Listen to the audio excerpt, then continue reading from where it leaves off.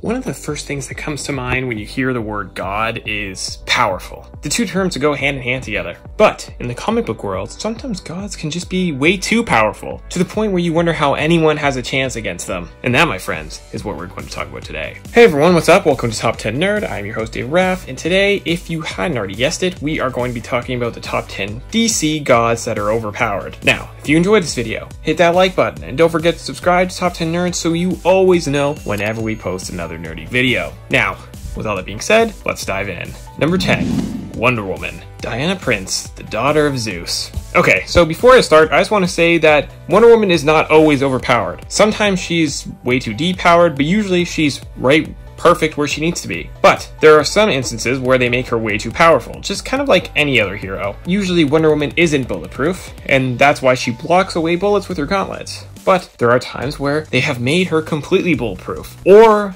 insanely fast, like almost speedster level fast, where she can move faster than speeding bullets, which is a bit crazy. Wonder Woman is one of the most powerful and coolest DC heroes, but, and this happens with every character, sometimes writers make heroes, or in this case gods, just way too powerful. Number 9, Morpheus. Morpheus, also known as the God of Dreams. For the most part, he kind of just does his own thing, and hasn't really shown up a ton in the main DC continuity. But he has gradually shown up more and more over the years. He is very powerful, and he lives in a world of dreams, where he can essentially do whatever he chooses, because the dream world is his domain. So if someone were to fight him there, they would most likely not fare so well. For the most part, he's considered a good guy. But a better description would probably be anti-hero, since he does kind of just show his bad side every once in a while. Number 8, Trigon. Ah, good old Trigon. If you're a fan of Teen Titans, then you are well aware of who this guy is. He's the father of one of the founding members of the Teen Titans, Raven. Trigon is a villain that just seems to always come back, and that's probably because he is so freaking powerful. He can travel through dimensions, fly, has super strength,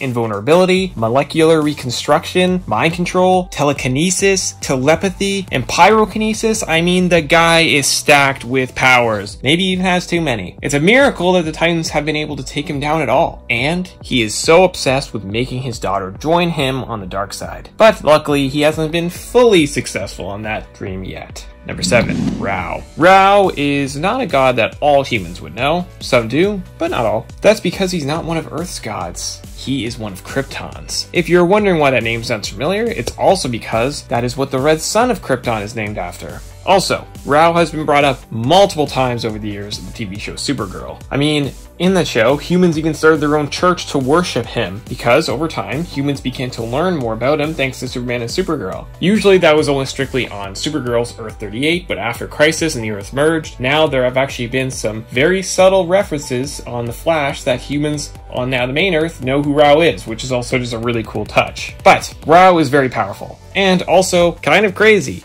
I mean, there are different stories about him, some still in continuity, some not. I mean, that is the comic book world for you. But at one point, he tried to become immortal and started taking life from people who followed him. It's also been stated that he created Krypton, but other stories have said otherwise. Number 6, Athena. Athena is one of the Olympians. She is the goddess of wisdom and defensive war. Her powers include deaccelerated aging. Basically, she doesn't age at the same rate as humans. She also has super strength, stamina, telepathy, invulnerability, and magic. Not only does that make her insanely powerful already, but she also has other abilities like weaponry and martial arts, which makes her extremely deadly if you were to face off with her in the battlefield. Similar to the other Olympians, in some iterations, the Olympians only hold on to these powers as long as people still worship them. Number 5, Zeus. Zeus has the power of lightning. That's not a shocker. No pun intended. Okay, actually no, that was totally intended. But this power is super strong and allows him, in a sense, to control the weather. In some variations of the comics, he needs people to worship him, like I stated earlier, to gain or hold how powerful he actually is. If people stop, then Zeus, his power would fade over time. Zeus can not only control the weather, but he can also resurrect people from the dead. He also has the ability to shapeshift and create life. Yes, he is the father of Wonder Woman, so that fits. Number 4, Ares. Ares, yet another Olympian on this list. He is the god of war. So, this guy doesn't want peace. Right off the bat, it tells you that. His powers include teleportation, darkness manipulation, dimensional travel, magic, size alteration, super speed and super strength, telepathy, and mind control. Yeah, he has quite a few. Probably a little bit too much, but he also has great skills that include weaponry and martial arts. And if you're thinking, I wonder why he looks so familiar or sounds familiar. Well, you're not wrong. If you saw the 2017 film Wonder Woman, he was the main villain of that movie, and he fought Wonder Woman at the end of the film. Although he was unsuccessful, he still proved himself to be a formidable foe. And surprisingly, once he turned into his true form, he looked pretty comics accurate. Number 3, Lucifer. So, Lucifer is a fallen angel who basically led a rebellion against the presence, and well, he lost. He's quite powerful, and can shape matter, energy, and time. He has the ability of super strength, acidic blood, he can fly, let out a sonic cry, speak to animals, and even telepathy. Yeah,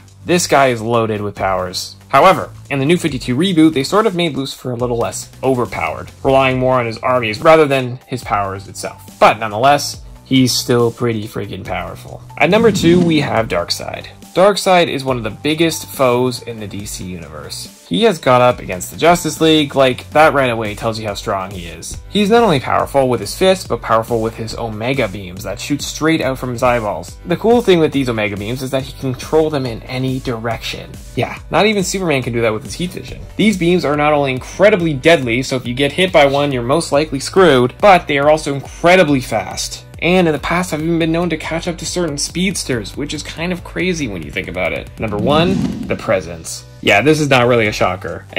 So if you don't know, the Presence is basically DC's versions of God, like the main god. The Presence is insanely powerful. Some say the most powerful thing in the entire DC universe. It can do anything. I mean, its powers are limitless. It gave the Spectre his powers, which, as you know, the Spectre is considered to be one of the most powerful beings as well. So, I mean, that makes sense once you realize where his powers actually came from. Similar to Spectre, if the Presence takes a human form, the human can die, but the Presence will live on. It can grant powers, resurrect anyone it chooses, and keep going into any host it chooses. If there was a DC, that kind of totem pole of the most powerful to the least, the Presence sits alone at the very, very top. Alright, there you have it, guys. The top 10 DC gods that are overpowered. What does your list look like? Let us know down in those comments below, and if you enjoyed this video, hit that like button, and remember to subscribe to Top 10 Nerd, where we bring you nerdy videos every single day of the week. And yes, that includes weekends. I'm your host, David Raff, and thank you so much for watching.